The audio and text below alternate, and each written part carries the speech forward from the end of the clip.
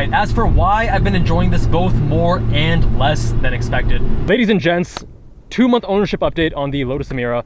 Mostly good. I'm enjoying this car both more and less than I expected. I'm going to tell you all the little things I like and don't like about the car. Starting with the exterior. I'm still in the phase where I go to the garage, I look at this parked, even though I'm taking my CX-50 for whatever errands, and I'm like, God damn, can't believe this is my car. It is absolutely gorgeous. Love the color, love the spec, very happy with how things turned out. Also got it fully PPF'd about 2 weeks ago, maybe closer to 3, and we're gonna do the 2-week check-in to make sure all the edges are down right, and I'll be talking more about the PPF experience in another video. Now, coming to the interior, I'm gonna point out a lot of these small things that are pretty insignificant to most of you, because the reason you get a car like this is, of course, the driving experience. But headrest, okay. There's these 2 ridges right here, and they stick out further forward than the rest of the headrest. So you have a bit of a pressure point right there if you're sitting with upright posture and not hunching over, then you're gonna feel that. It's a small little detail, but most other manufacturers, namely Porsche, the Cayman GTS 4.0 being the main competitor, definitely get that little detail right. I think the seats look fantastic though.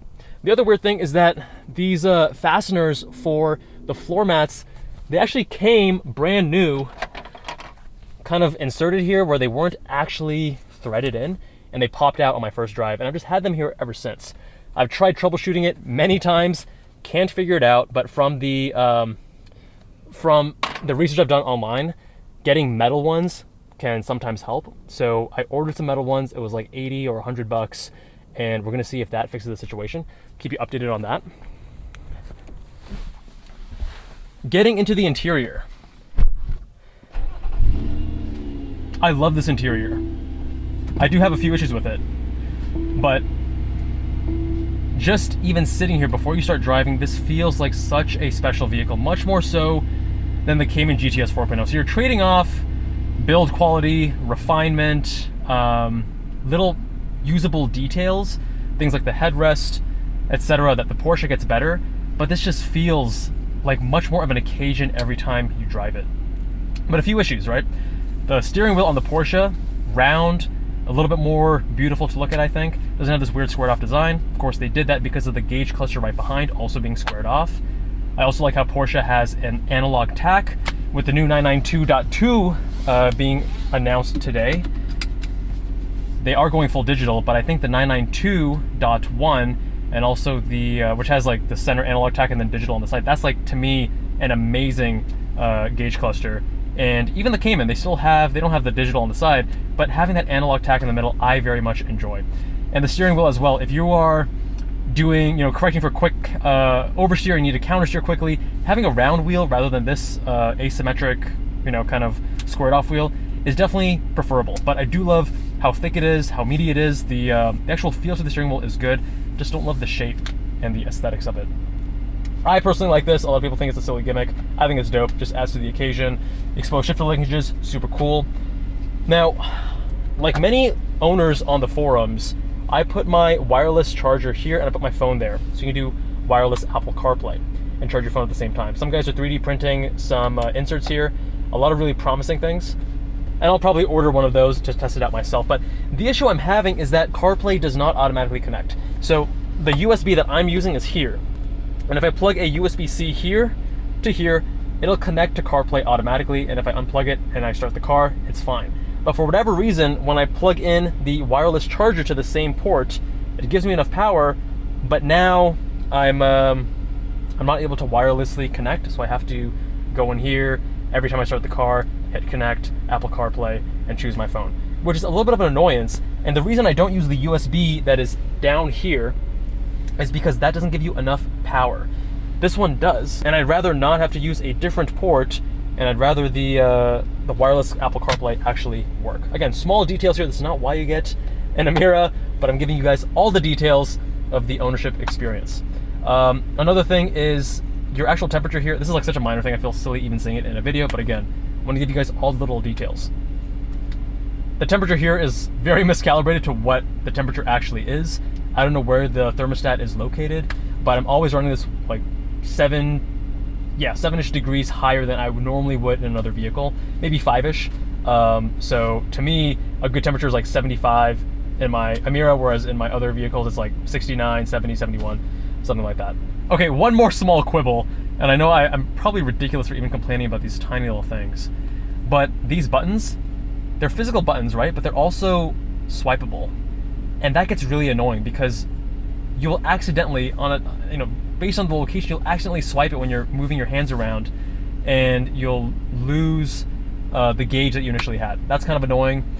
And even in track mode, there is no way to get oil temp, which is a huge oversight for a vehicle like this that you do want to take on the track. You only get coolant, but no oil temp, and I've actually gone through all the gauges. I do like that in track mode you get 2 customizable screens right here. So on the left I have tire pressure, and then on the right hand side, I'd probably choose like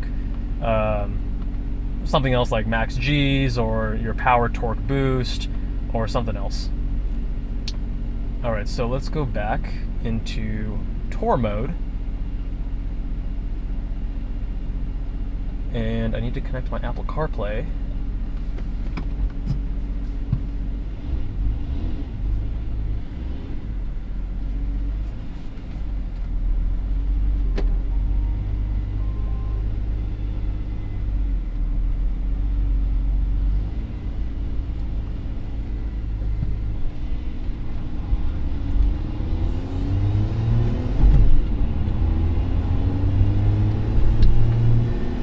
But then once you start driving this thing, man, it all makes so much more sense.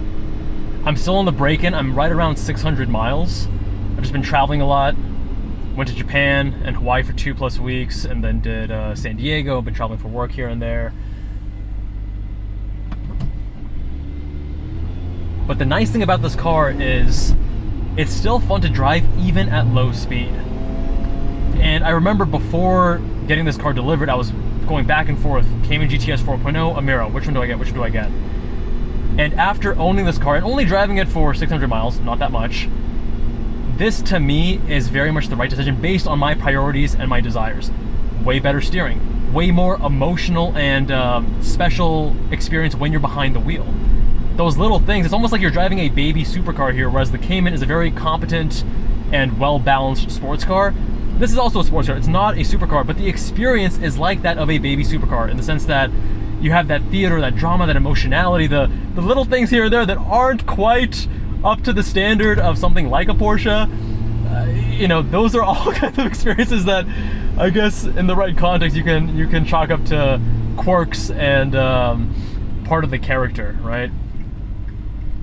The imperfections can add something to the experience. And I think for a lot of people, the Cayman is actually the better option. The everyday sports car, very well balanced, but for me, a little bit too clinical, not enough emotion. This reminds me of the NSX in the way that even at low speeds, it is a joy to drive.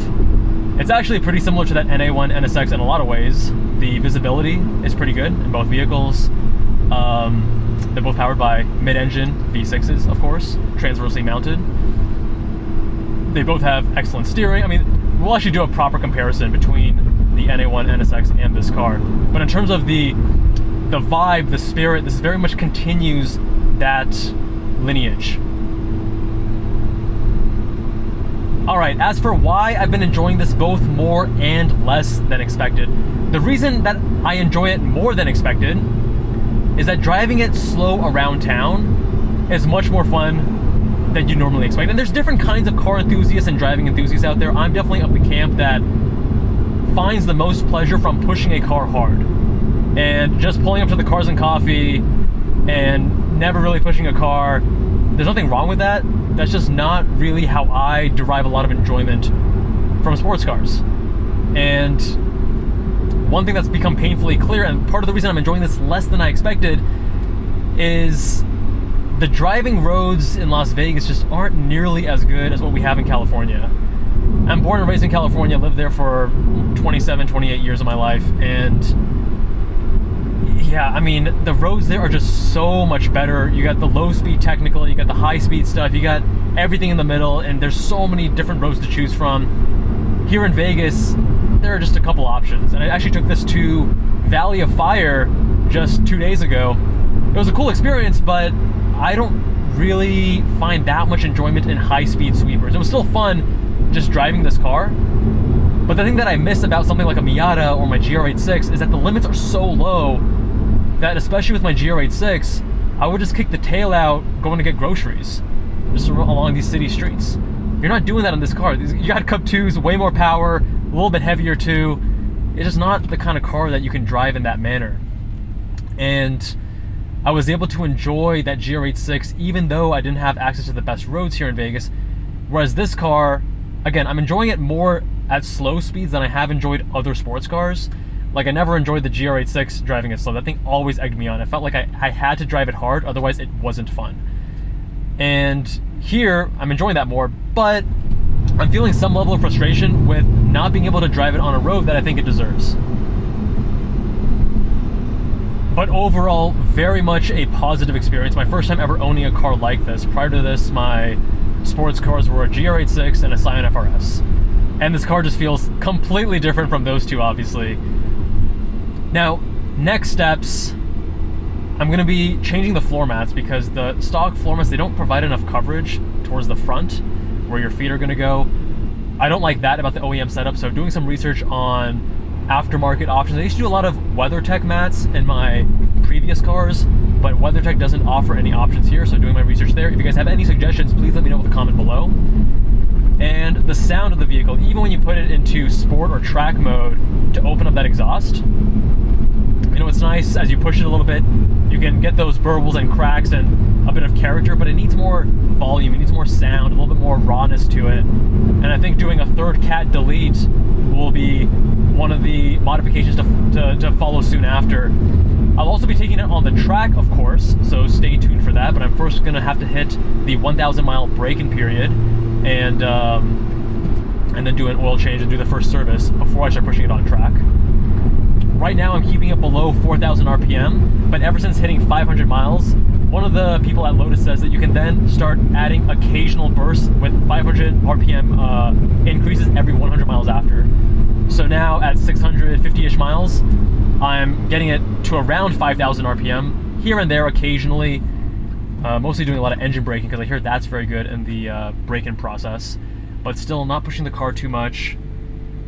Oh yeah, this is another thing that I forgot to mention. I get these phantom front left parking sensor alerts oftentimes when I'm stopped. Even if there's like no car there, even if there was no cross traffic, it just happens so frequently.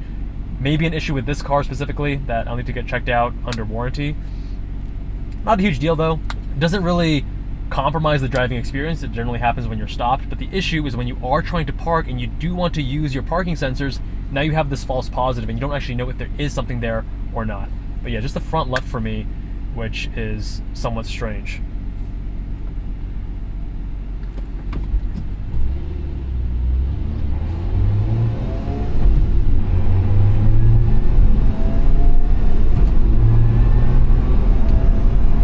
If you guys have any questions, leave them down below. I'll do my best to get through all of them. And what kind of content do you want to see with the Emira? I plan on doing a lot of comparisons.